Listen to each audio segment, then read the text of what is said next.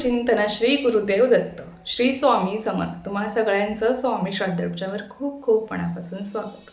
आजच्या व्हिडिओमध्ये आपण परमपूज्य गुरुमौलींनी आपल्याला सुचवलेले काही सुखी संसारासाठी काही उपाय, महत्त्वाचे उपाय आहेत ते आपण बघणार आहोत। अगदी 4 ते 5 हे उपाय आहेत, पण अतिशय प्रभावी आणि इतके सुंदर, तेवढेच साधे सोपे हे उपाय आहेत। आणि खरंच जर तुम्ही मनापासून पूर्ण श्रद्धेने केले तर नक्कीच तुम्हाला याचा अनुभव आल्याशिवाय राहणार नाही। तर चला त्या उपायांना आपण सुरुवात करूया। सगळ्यात पहिला उपाय, जर तुमचे मुलं खूप त्रास देत असतील, हट्टी तापट असतील, तर तुम्हाला रोज नवनाथ भक्तीचा ग्रंथातील 5वा अध्याय रोज संध्याकाळी 7 नंतर वाचायचा आहे।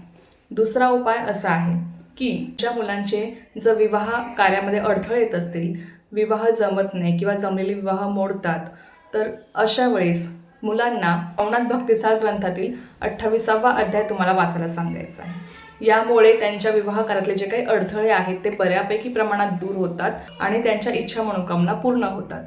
तिसरा उपाय असा आहे की तुमचे कुठलेही पैसे कुठल्याही एखाद्या व्यक्तीकडे तुमचे अडकलेले असतील आणि तो व्यक्ती तुम्हाला ते पैसे परत देत नाहीत, बघा आपला कष्टाचा पैसा असतो, त्यामुळे ते पैसे आपल्याकडनं सहजासहजी आपल्याला वाटत नाही की ते असेच सोडून द्यावे। मग अशा वेळेस आपल्या कष्टाचे पैसे असूनही जर समोरचा व्यक्ती आपल्याला ते परत देत नसेल, आपले पैसे कोणाकडे अडकलेले असतील आणि तो समोरचा व्यक्ती जर आपले पैसे द्यायचे नाव घेत नसेल, तर अशा वेळेस तुम्हाला हा उपाय करायचा आहे।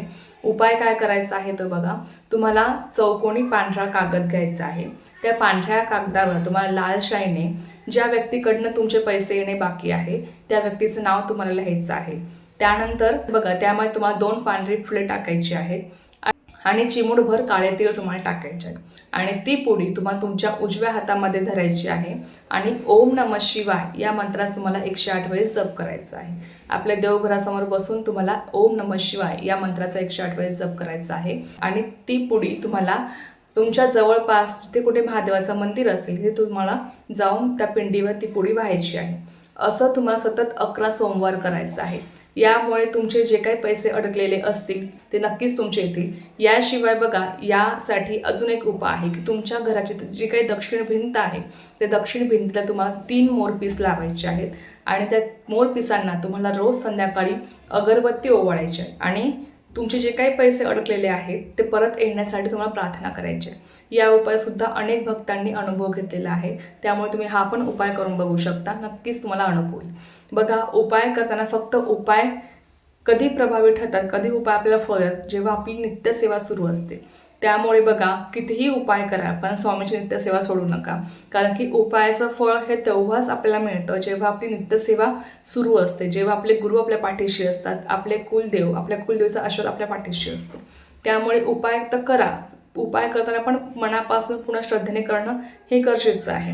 त्यामुळे उपाय करा, पण त्यासोबत आपली जी काही तुम्ही नित्यसेवा करत आहात स्वामींची ती तुम्हाला सुरू ठेवायची आहे। नित्यसेवेमध्ये खंड पडू द्यायचा नाही, लक्षात घ्या। नाही तर एकीकडे असं होतं ना की आपण फक्त उपायच करत बसतो, कुठलीच सेवा आपल्याकडनं घडत नाही, तर अशा वेळेस त्या उपायाचा कुठलाच अनुभव आपल्याला येत नाही। त्यामुळे उपाय करताना आपली सेवासुद्धा करणं हे आपल्याला गरजेचं असतं।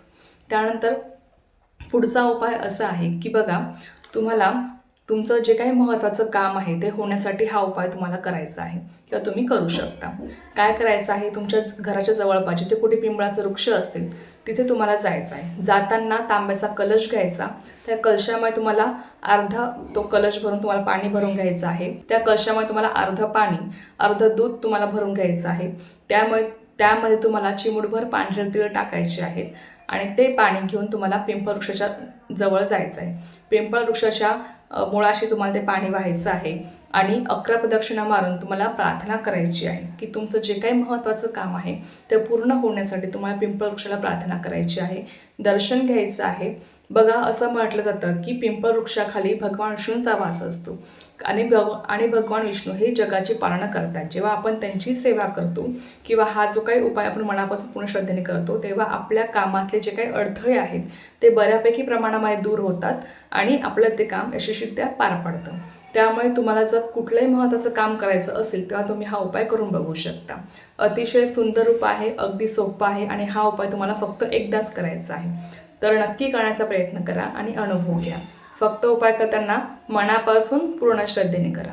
त्यानंतर बघा, पुढचा उपाय असा आहे की म्हणजे हा उपाय नाही म्हणता येणार, ही गोष्ट तुम्हाला रोज करायची असते. जेव्हा आपल्या देवघरातला दिवा आपण जेव्हा लावतो तेव्हा बघा, दिवा लावताना दिव्याची जी काही वात आहे ती सुद्धा आपल्याला सुख समृद्धी प्रदान करते. जसं की बघा, तुम्ही दिव्याची वात ही पूर्वेकडे तोंड करून लावली तर तुम्हाला सुख प्राप्ती होते. जर पश्चिमेकडे तोंड करून लावली तुम्हाला लक्ष्मी प्राप्ती होते. उत्तरेकडे तोंड करून लावली तर तुम्हाला उत्तरोत्तर तुमची प्रगती होत राहते. आणि बघा, काही काही दिव्यांची वात ही सरळ असते. म्हणजे असं म्हटलं जातं की जी वात दिव्याची सरळ असते त्याला सगळं सुख समाधान प्राप्त होते. पण चुकूनही दिव्याची वात कधीही दक्षिण दिशेला लावू नये. तर हा एक नियम आहे जो आपल्याला पाळायचा. दक्षिण दिशेला आपण दिवा फक्त काही विशिष्ट दिनीच लावत असतो, जसं की आपण यमदीपदान करतो किंवा पितरांसाठी आपण दिवा लावत असतो. तर अशी विशिष्ट दिनेच आपण हा दिवा लावत असतो. एरवी रोज आपल्याला दक्षिण दिशेला वात करून न लावता इतर कुठल्याही दिशेला तुम्ही वात करून लावू शकता. जर तुम्ही पूर्वेकडे लावता तुम्हाला सर्व सुखाची प्राप्ती होत असते, लक्षात घ्या. तर हे जे काही छोटे छोटे उपाय आहेत, अगदी 4 ते 5 उपाय आहेत, ते तुम्ही करून बघू शकता. बघा, मी परत एकदा सांगेल की उपाय करताना मनापासून करा, पूर्ण श्रद्धेने करा आणि त्याचबरोबर आपली नित्यसेवा सुरू ठेवा. त्याचबरोबर बघा, आपल्या घरामध्ये कुलदेवीची आणि कुलदेवीसुद्धा सेवा घडणं हे अत्यंत महत्त्वाचं असतं. त्यामुळे जेव्हा तुम्ही कुलदेवीची सेवा करतात किंवा कुलदेवीची सेवा करतात त्यामुळे ते आपल्या प्रसन्न राहतात, आपल्याला भरभरून आशीर्वाद देतात आणि आपण केलेल्या कुठल्याही सेवेचं किंवा कुठल्याही उपायाचं आपल्याला त्वरित फळ मिळू लागतं. त्यामुळे वर्षातून एकदा आपल्या कुलदेवीच्या दर्शनात जाणं, कुलदेवाच्या दर्शनात जाणं हे अनिवार्य आहे. कुलदेवीची ओटी भरणं हे आपल्याकडनं, या सगळ्या ज्या काही सेवा आहेत त्यांचा मानसन्मान करणं हे आपल्याकडनं झाल्या पाहिजे. जेव्हा आपल्याकडनं या सगळ्या सेवा घडतात, कुलदेवीची सेवा आपल्याकडनं घडते, आपल्या कुलदेवाची सेवा आपल्याकडनं घडते, तेव्हा ते आपल्या पाठीशी असतात आणि आपल्याला त्वरित फळ देणारे देवी देवता कोण असतील तर ते आपले कुलदेव आणि कुलदेवी असतात. म्हणून लक्षात घ्या की त्यांची सेवा आपल्याकडनं घडलीच पाहिजे. पुरुषांनी नक्कीच रोज देवपूजा आपल्या घरातली करायची. जर पुरुषांना वेळ मिळत नसेल तर त्या घरातल्या स्त्रीने सुद्धा करू शकता. स्त्रियांनी रोज घराचा उंबरठा स्वच्छ पुसून घ्यावा. उंबरठ्याची तुम्हाला हळद कुंकू अक्षता वाहून पूजा करायची असते. त्यामुळे माता लक्ष्मी आपल्यावर प्रसन्न राहत असते. आपल्या घरात माता लक्ष्मीचा अखंड वास राहत असतो. तर हे अगदी साधे सोपे उपाय आहेत, केंद्रातले आहेत आणि ही माहिती आपल्याला नेहमी सांगितलेली केंद्रामध्ये सुद्धा. तर म्हणून तुमच्यासोबत ही माहिती मी शेअर केली. तर नक्की तुम्हाला यामध्ये जे जे उपाय तुमच्यासाठी गरजेचे आहे ते तुम्ही करून बघू शकता. तर चला, ही एक अत्यंत छोटीशी पण खूप महत्त्वाची माहिती होती जी मी तुमच्यासोबत शेअर करायची होती. झालेली सेवा मी स्वयंवाचने रुजू करते आणि आजचा व्हिडिओ इथेच थांबवते.